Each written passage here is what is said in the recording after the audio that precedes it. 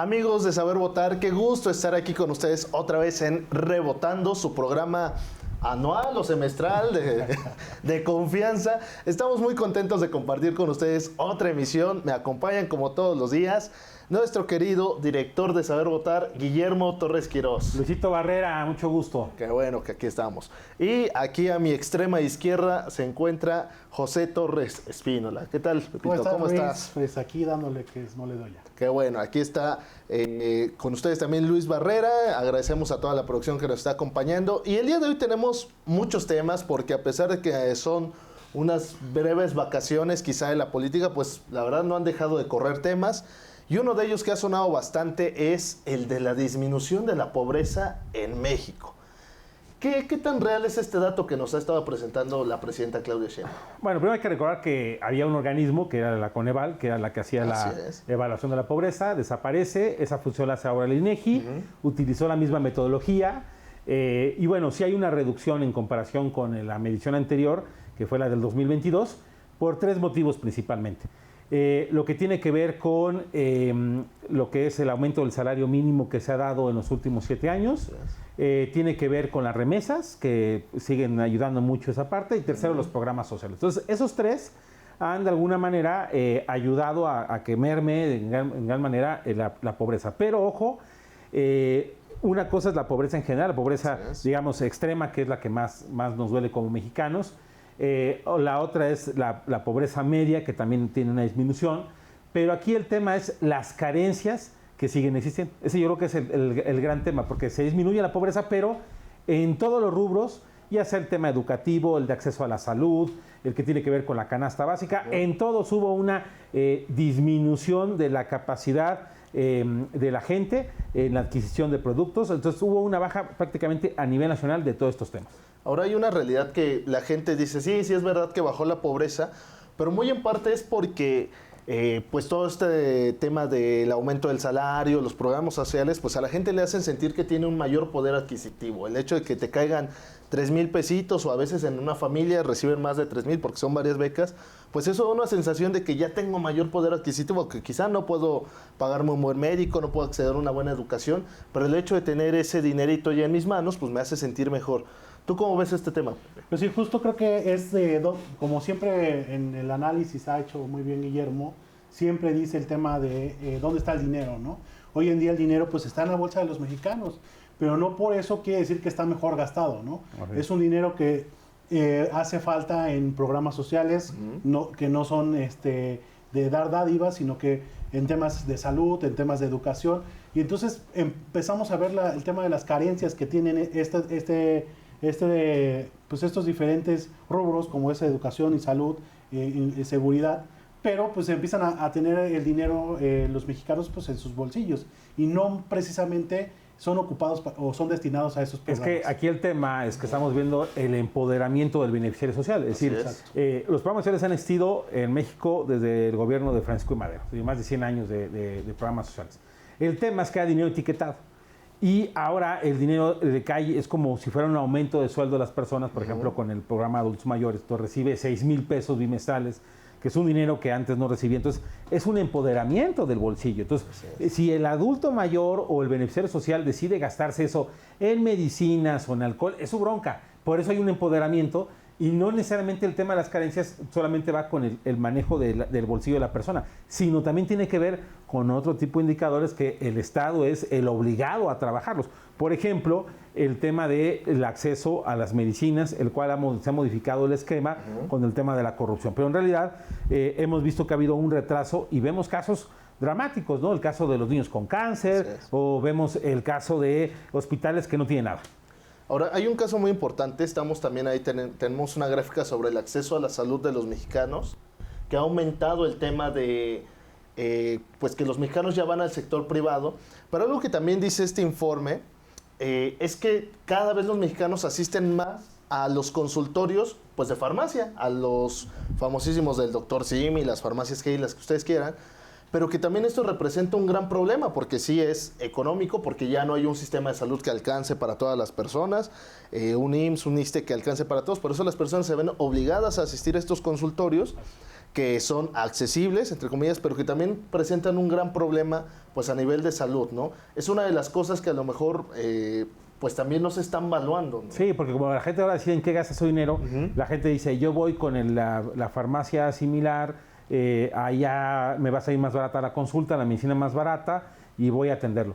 Y ellos, también la cobertura de los programas sociales también tiene mucho que ver con, del tema de salud tiene que ver con la capacidad de los gobiernos para atender el tema. Entonces, se combinan varias cosas y lo que estamos viendo es que realmente tenemos una salud atendida de forma similar. Muy bien. Pues a ver, en conclusión podemos decir con este tema de pobreza que sí es verdad que se han bajado índices de pobreza, pero eso no quiere decir que totalmente se estén confrontando las carencias. Hay más pobreza con más angustias. Ok. Es decir, hay menos pobres, mejor me voy a aclarar, hay menos pobreza, pero hay más angustias. Interesante tema. Ok, pues a ver, vamos a pasar a otro de los temas que nos atañen el día de hoy. Y es todo el tema de las vacaciones que han tenido la gente de Morena, porque pues, sí, pues, la risa en vacaciones ha sido este tema con Morena, porque ha habido unas grillas internas muy interesantes con Andrés Manuel López Beltrán, con su mamá, con su otra esposa de Andrés Manuel. Con su madrastra. Su madrastra, la madrastra de Andy, sí, la madrastra de Andy, acláralo bien. Con también allá en Puebla con esta señorita Dato Protegido. Muchas cosas que han salido. Sí, bueno, ha salido el tema de Mario Delgado, que se fue Ricardo a Portugal, Monreal se fue a España, Andy a Japón. Beatriz que se quiere ir a España también. Así, hubo una exhibida, estaba un diputado de esos así como de tercer nivel que se fue a Ibiza. Hubo una verdadera pachanga. No es que nadie lo hiciera antes. Lo que pasa es que hay un discurso de austeridad, de vivir en la justa medianía, implementados del gobierno López Obrador, y ahora pues se exhiben estas figuras de una manera, yo digo, caótica, porque si tú ves que estás en el ojo del huracán, te están revisando, pues tienes que aclimatarte. Y aquí lo interesante es que la presidenta lo ha insistido en muchas ocasiones y no cumplen. María Luisa Alcalde también lo salió a decir. Luisa María, perdón. A decir, bueno, pues vamos a hacer que haya una congruencia, no se va a aceptar estos viajes lujosos, estas cenas lujosas, y pues son ellos mismos los que se están dando el balazo en el pie. ¿Tú cómo has visto, Pepe? Yo un poco lo veo, yo creo que sí es el fuego amigo, que entre ellos tienen esta discusión que hay sobre el tema de los vacacionistas, pero creo que la oposición también aprovecha un poco para criticar el tema, ¿no? Y decir, bueno, ¿por qué no van a Estados Unidos? También se ha escuchado, ¿no? Pues, sí, yo siento que debería ser la Navidad de la oposición, así decir. Pero es que el problema de la oposición es que como ellos también hacían eso, claro, y hacen eso, no se pueden exhibir. Sí. Es decir, hay un tema de cuidado ahí, pero a ver, yo creo que más allá de que si te vas a comer una cena de 47,000 pesos, yo aquí el tema de fondo real es la incongruencia, luego la incoherencia en ese sentido, pegado a una cosa, yo no obedezco lo que diga la presidenta. Eso es importante, porque, a ver, díganme si con López Obrador se llegó a ver algo así. No. Todo se cumplía con López Obrador, como era la rajatabla. Y aquí lo que estamos viendo es, pues, dice indicaciones la presidenta y pues no le hacen caso. No le hacen caso. Ahora, a este tema de los lujos, repito, yo recuerdo la hija de Romero de Champs, haberse ido, me acuerdo, a Europa y pagó la habitación más cara para uno de sus perros, al que quería mucho. Y se compraba de marcas, Louis Vuitton y cosas por el estilo. Y también eran exhibidos, nada más que, repito, aquí hay una incongruencia entre el discurso y entre lo que realmente tendrás que hacer. Efectivamente.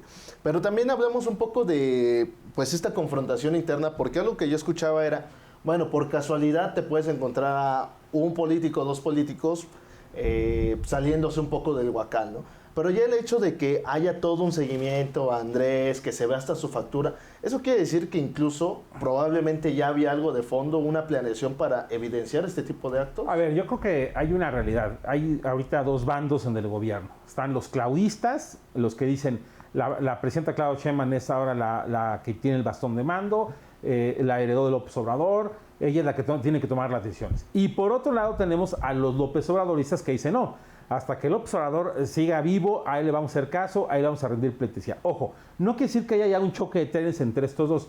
En el fondo, ninguno se va a pelear la verdad, con López Obrador porque saben el liderazgo que tiene. Pero es la visión en cómo se maneja la política pública y cómo se maneja la grilla en lo particular. Pero aparte hay que recordar una cosa, López Obrador dejó sembrado a opositores, a las corcholatas perdedoras del proceso interno de Morena del 2023, los dejó como dueños del poder legislativo, tanto a Adán Augusto y como a Ricardo Monreal. Entonces ellos de alguna manera están, digamos, no alineados y por eso se ve más brusco, aunque hay que recordar esa escena en el Zócalo capitalino donde están Andy, está Luisa María, están Monreal, Adán Augusto, ahí sacándose fotos entre ellos y pasa a la presidenta y le dan la espalda a la presidenta. Entonces, qué misterioso, muy misterioso, diría mi hijo, chico. Muy misterioso que, por ejemplo, el tema de Adán Augusto, del tema de su vinculación de su exsecretario de Seguridad, de Hernán Bermúdez, lo de la barredora, salga en el tiempo del periodo de receso del legislativo. ¿Por qué? Porque si lo hubiera hecho durante el proceso legislativo, se cae todo lo que hay. A mí me pareciera que es, a ver, papacito, ya estás alineado, viene una reforma electoral y órale, alíñate. Bueno, ¿otra opinión, Pepe? Sí, no, yo coincido totalmente, o sea, sí es un poco el fuego amigo. Dos, la verdad la oposición no tiene mucho que decir porque son precisamente lo mismo. Y yo creo que lo triste aquí es que la gente caiga o inclusive, por ejemplo, que se comente tanto el tema. Qué bueno que puedan tener la oportunidad de viajar estas personas para que vean cómo es el mundo allá afuera y puedan traer esas buenas ideas que hay allá y que no gozamos aquí en México, ¿no? Esa es la realidad, ¿no? Pero honestamente creo que el discurso debe ser más allá, o la discusión debe ser más allá de si se van de viaje y gastan todo ese tipo de dinero, o todo ese dinero, que con ese sueldo que tienen, realmente yo creo o dudo mucho que les alcance, ¿no? Así es. Pero la realidad es lo que estamos viviendo aquí en el país. No estamos en condiciones, como bien decía el presidente López Obrador, no estamos en condiciones para ese tipo de lujos. Pues te voy a decir lo que te dirían ellos. Yo tengo derecho a gastarme, lo dijo Noroña, yo tengo derecho a usarlo, el usufructo. Mi dinero. No, es de mi lana, ¿no? Pero justamente lo que tú decías, muestra la incongruencia que hay dentro del discurso político del gobierno. Ahora, yo creo que la batalla que viene esa lucha interna es la renovación de la Cámara de Diputados en el 27, previo a eso hay una reforma electoral, la tienen que aprobar de aquí a más tardar al mes de agosto del próximo año, porque en septiembre empieza el proceso electoral 2026-2027. Entonces, esa es la batalla que vamos a ver al interior. Ya dijo Monreal que le va a hacer modificaciones a lo que venga, incluso dijo la Cámara de Diputados dispone, y esos son los trancazos fuertes que se van a... No dudo en que le saquen ahora un trapo a Monreal, como le han sacado a Adán Augusto para alinearse. Efectivamente. Pues bueno, un tercer tema que traemos aquí fueron las pasadas elecciones en Bolivia, el fin de semana pasado, que pues en palabras más amables estábamos platicando, Pepe y yo, pues fue una tranquiza para Evo Morales y para la izquierda de Bolivia. A ver, cuéntanos tú, Pepe, que estás muy enterado del tema, a ver. Pues mira, el domingo pasado se llevaron las elecciones. La verdad es que fue un tema histórico porque después de 20 años que gobernaba con Evo Morales, pues bueno, pierden lo que es la elección y pierden por una cantidad fuerte. Estamos hablando que para esto Evo y el presidente de Bolivia, Luis Arce, pues tienen un fuerte pique ahí y esto provoca pues lo que es la segregación de la izquierda, ¿no? Y Evo llama al público, a su gente, lo llama a hacer voto nulo, ¿no? Que bueno, ya los especialistas dicen que fue un error porque pues se pierde el Congreso, se pierde varios escaños. Entonces, el resultado más o menos sale como por ahí del 20% de votos nulos y calculan que más o menos en todas las elecciones son del 3% que ha habido en las elecciones pasadas del voto nulo, ¿no? Entonces, se calcula que más o menos los especialistas calculan que el voto duro de Evo es de 16%. Y aunado a eso, el partido más solo saca el 3% de la elección, lo cual no le permite ir a la segunda vuelta, ¿no? En la segunda vuelta. Y pues aquí lo curioso es que ganan dos candidatos. Bueno, así esto más lo llevan al sexto lugar y los dos son de derecha, ¿no? Son dos candidatos que, bueno, pues uno lo catalogan como de extrema derecha. Y otra de derecha un poco más moderada, ¿no? Así es, y el otro un poco más moderada, que es como la ala empresarial y demás, ¿no? Aquí lo histórico fue el tema Evo Morales es como López Obrador, así. Sí, es un caudillo. Es un caudillo, es una persona que toda la vida ha participado en política y que hoy en día pues se ve derrotado, ¿no? Pero aquí hay que entender una cosa. A ver, Evo llega hace 20 años al poder, es el líder coca-colero, es un líder indígena, sí. Va creciendo, tanto que logra reelegirse una primera vez, una segunda ocasión, ya va por una cuarta elección y en ese momento le dicen, oye, la Constitución lo prohíbe, él se enterca, lanza y en ese momento hay, pues literal, una aplicación por parte de la ley y es cuando rescaten al soldado Evo, que es cuando Marcelo Ebrard manda en un avión por Evo y lo rescatan.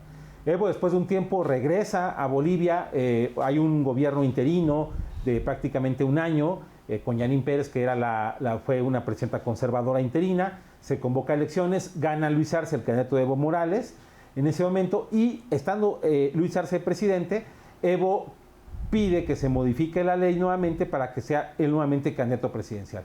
¿Qué pasa? Que nuevamente el Tribunal Constitucional de Bolivia dice, no papá, tú no puedes ser presidente nuevamente, lo bloquean, esto genera ese pleito con Luis Arce y por un lado hay una fragmentación del MAS.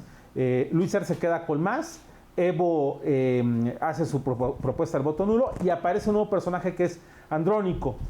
Andrónico es el candidato de la izquierda, del otro resto de la izquierda, Andrónico Rodríguez, que es senador de la República y que ahora la izquierda va a tener la esperanza mucho en él como la figura. Y aquí lo interesante es que, como decía Pepe, tanto Rodrigo Paz Pereira, que es el que gana del Partido Demócrata, que está en la primera parte del boletaje, es decir, la primera ronda con el 32%, está Jorge Quiroga Ramírez, que tiene el 26.70%. Estas dos personajes sí, efectivamente, son de una derecha, pero hubo una sorpresa. Había un tercer candidato, que era Samuel Doria, el cual todas las encuestas decían que Samuel Doria sí es un banquero, sí es un un empresario exitoso. Él iba arriba en las encuestas, y ¡pum! Se termina despoblando, se